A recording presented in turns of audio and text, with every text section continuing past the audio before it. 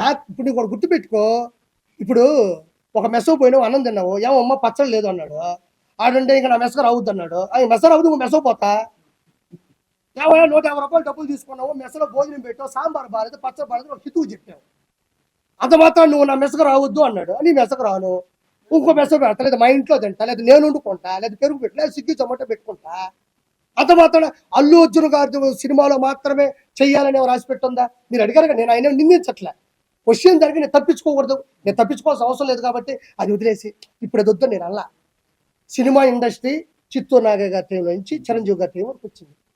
కెమెరామ్యాన్లు VSR సోన్ గారి దగ్గర నుంచి, చోటా గారి దగ్గర నుంచి ఈ రోజు వరకు వచ్చింది. కమిడియన్లు, 24 crafts, film chamber, producer council, junior artist సంఘం, ఏమన్నా కెమెరా సంఘం, కెమెరా ఆర్టిస్టులు, కెమెరామెన్, ఇవన్నీ పెద్ద పెద్ద క్రాఫ్ట్స్. అవి ఎవ్వరు ఏ దాన్ని అణిచివేయలేరు. నాకు ఆ రోజు జరిగి తప్పు అనిపించిందా నేను చెప్పా, ఈ రోజు నిలబడ్డాను అంతే. నేను ఆ విషయం నేను వెనక తగ్గను. ఇప్పుడు మీరు అడగకపోతే నేను చెప్పేవాడు కాదు. ఎప్పటికైనా కట్టుబడి ఉంటా. నీకు దమ్ము ఉంటే నేను బతుకున్నంత కాలం నువ్వు నన్ను రోజు ప్రశ్నిస్తూ ఉండు. నేను కట్టుబడి ఉంటా, నేను కట్టుబడి ఉంటా, నేను కట్టుబడి ఉంటా. పోతామండి, ఏ రోజు పోవు. షుగర్ వస్తే పోవట్లేదా, థైరాయిడ్ వస్తే పోవట్లేదా, అంతు పట్టిన జబ్బు వస్తే పోవట్లేదా, ఎదిరించి పోదాం, ప్రశ్నించి పోదాం, ఎదుటి క్వశ్చన్ చేసి పోదాం. ఏముంది దాంట్లో? నాకేం ఇబ్బంది, తీసుకోకపోతేనే ఇబ్బంది. నాకు ఏ రోజు ఇబ్బంది అనిపించదమ్మా. ఏమంటే ఈ రోజు జబర్దస్త్లో కానీ, ఈ రోజు ఉన్న 175 మంది శాసనసభ్యులు కానీ, 25 మంది క్యాబినెట్ 25 మంది ఎంపీలు కానీ, క్యాబినెట్ మినిస్టర్లు కానీ, వాళ్ళు కూడా నాలాగే ఒక అమ్మ అబ్బకి పుట్టి వచ్చిన వాళ్ళే. వాళ్ళు కూడా వాళ్ళ సంఘర్షణ స్థితి, వాళ్ళు ఉద్యమం కావచ్చు, వాళ్ళ డిగ్రీ కాలేజీల్లో వాళ్ళు లీడర్లు అయి ఉండొచ్చు, తర్వాత ఏదో ఒక ఉద్యమం మీద వాళ్ళు తిరుగుబాటు చేసి ఉండొచ్చు, ఆ తర్వాత కాలంలో రాజకీయాల్లోకి వచ్చి ఉండొచ్చు, నిలబడి ఉండొచ్చు. అది ఎవరికి వ్యతిరేకం కాదు, ఎవరికి వ్యత్యాసం లేదు. నాకు అనిపించింది, నా బాడీలో అది ఉంది, నేను ప్రశ్నిద్దాం అనుకున్నా, ప్రశ్నించానంతే. ఒకసారి ముందుకెళ్ళిన తర్వాత క్షమాపణ చెప్పే పరిస్థితి ఏ రోజు నేను తెచ్చుకోను. క్షమాపణ చెప్పే విధంగా నేను తప్పు చేయను. నా జీవితంలో నేను ఎవరికి క్షమాపణ చెప్పను.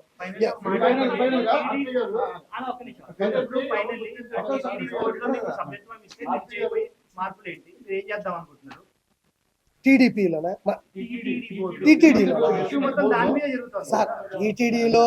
టీటీడీ పోస్టులకి నేను అర్హులు ఉన్నవాడినా? నాకు అర్హత ఉందా? లేకపోతే మనం ఏదో 10 మైకులు పెట్టుకొని మాట్లాడేంత మాత్రం అది అర్హత అని నేను అనుకోను. మనకి ఒక సామాన్యుడిగా ఈ రోజుకి ఇదిగో నేనే కండువా తెచ్చుకున్నా, నేను వేసుకున్నా, నేను మాట్లాడుతూ ఉన్నా, నేను స్వచ్ఛందంగా చేస్తున్నా.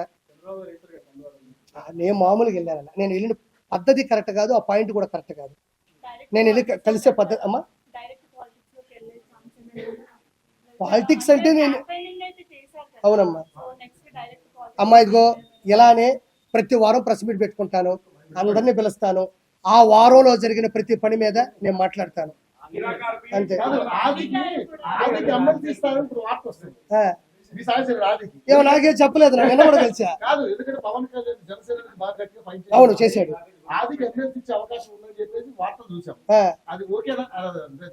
అలా వస్తే చాలా మంచిది, ఎందుకంటే పాపం చాలా సంవత్సరాల నుంచి కష్టపడ్డాడు. అలాంటి వాళ్ళకి వస్తే ఆలియా ఆది అని వెళ్ళింది. ఆలీ గారితో సంబంధం లేదు. ఆది అయ్యా అలీ గారు ఆయన వెళ్ళిపోయారండి. అలీ గారు వెళ్ళిపోయారు. మోసారి గారి గురించి వదిలేండి. నేను అన్నాను, నేను మాట్లాడాను అతను అనే. అవును ఎవరు ఖచ్చితంగా పెడతాను.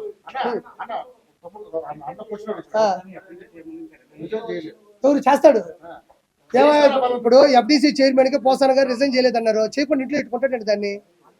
ఆ రోజు నేను మాట్లాడినప్పటి నుంచి ఈ రోజు వరకు బయటికి రాలా. బయటకు వచ్చి కనీసం ఓడిపోయిన తర్వాత అయినా ప్రజలు మమ్మల్ని ఎందుకు ఓడించారో మేము తెలుసుకుంటాం, మేము నేర్చుకుంటాం అని కూడా లేదు.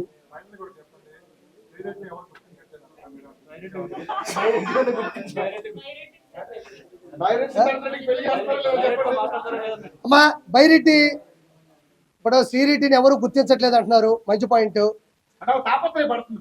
అర్థమైంది. ఆవిడ తపన, ఆవిడ తాపత్రం నాకు తెలిసింది. ఇప్పుడు బైరెడ్డి కూడా వయసులో ఉన్నాడు, పొరకలు వేస్తున్నటువంటి వయసు, ఉత్సాహమైనటువంటి ఉత్సుకతతో కూడినటువంటి వయసు. కాబట్టి నువ్వు ఎలాగో 1 సైడ్ లవ్ కాబట్టి ఒకసారి ప్రపోజ్ చేయి. వెళ్ళు, బైరెడ్డి సిద్ధార్థ రెడ్డి దగ్గరికి వెళ్ళు. బయటకు వచ్చేస్తే పట్టేసుకుంటారు కదా, ఇవి పట్టేసుకుంటారు భయం కదా. అతను కూడా పట్టేసుకుంటారు. అతనికి ఏముంది ఇప్పుడు, ఇద్దరు కలిసి అంటే ఇద్దరు కలిసి ఒకరినొకరు అర్థం చేసుకోవడమే నిజమైనటువంటి పరమార్థం. ఇప్పుడు వైఎస్ఆర్సీపీ వెళ్ళి బైరెడ్డిని పిలిపించుకొని ఇద్దరు మాట్లాడుకొని ఏమ్మా ఏంది పరిస్థితి ఏంది అనుకుంటే వాళ్ళ ఇష్టాలు వాళ్ళని. అంటే నేను కూడా భరించలేనంత బాధను నాకు మిగిల్చిందంటది. అంత బాధను నాకు మిగిలిచ్చి నేను ఎక్కడ రూపాయి తీసుకున్నానని చెప్పండి. మీకు దమ్ము ఉంటే సవాల్ ఇస్తున్నా. కెరాకార్పి ఈ విషయంలో కాదండి, కెరాకార్పి ఎలక్షన్స్ ముందు నుంచి కూడా మాట్లాడుతున్నాడు అన్న. నాకెంత ఇప్పుడు నా భార్యను పట్టుకొని వైఎస్ఆర్సీపీ సజ్జల భార్గవ రెడ్డి, వర్రా రవీందర్ రెడ్డి నాకు ఉంటారు ఇద్దరు. వాళ్ళు నా భార్యను పట్టుకొని అల్లు అర్జున్ గారు మీరు చూడండి తప్పేమలేదు, నేను భయపడను. ఎలా అక్రమ సంబంధాలు పెట్టారో, ఎంత అవినీతిగా మాట్లాడినారో, ఎంత దౌర్భాగ్యంగా పోస్టులు పెట్టారో నేను చెప్పక్కర్లే. ఒక బాబాయినే, సొంత బాబాయినే గొడ్డలతో రగించే జగన్మోహన్ రెడ్డి ఒక మాస్క్ అడిగితే సుధాకర్ గారిని చంపించేశాడు, అక్కకి అవమానం జరిగితే చంపించేశాడు.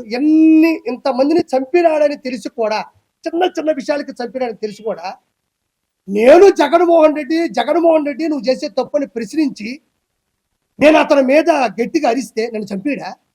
నా వెనక ఎవరుండరు? మా నాయనే ఉన్న పెద్ద పార్టీ లీడరా? నాకేమో జగన్మోహన్ రెడ్డి లాగా రుషికొండలు ఉన్నాయా? వెంకటేశ్వర ఉన్నాడుగా, వెంకటేశ్వర ఎప్పుడు ఉంటాడు. నా బొచ్చు కూడా ఎవడో బెకలేడు.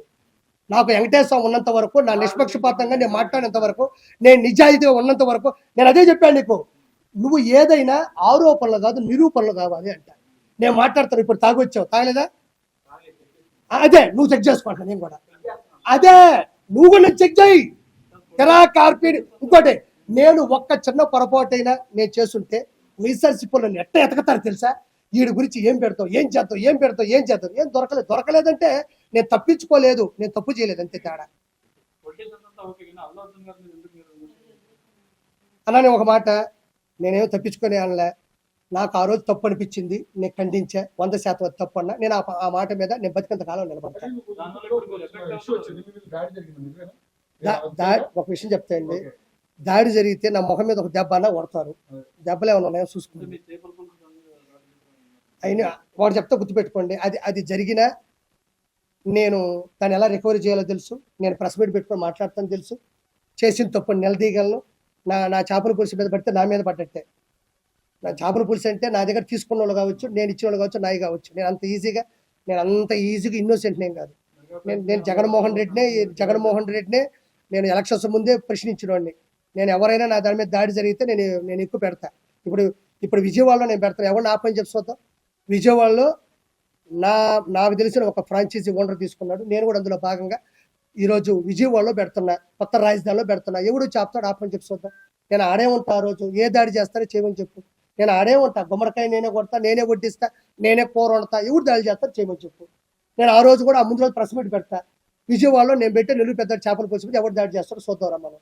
ఏమంత ఈజీ? ఇది ప్రజాస్వామ్యం. ఇది ప్రజల కొరకు, ప్రజల చేత రాసినట్టు రాజ్యాంగంలో ఉన్న ప్రజలు మనం ఇష్ట ప్రకారం వచ్చి దాడులు చేస్తుంటే లా ఎట్టబోయింది, పోలీస్ డిపార్ట్మెంట్ ఎట్టబోతుంది, సెక్షన్లు ఎట్టబోతాయి, ప్రజలు ఎట్టబోతారు, మీడియా ఎట్టబోతుంది, ఆడిపోతాయి, సీసీ కెమెరాలు ఎట్టబోతాయి. అంత ఈజీ అనుకున్నారు. ఒక దాడి చేయాలంటే అంత ఈజీగా ఉండదు.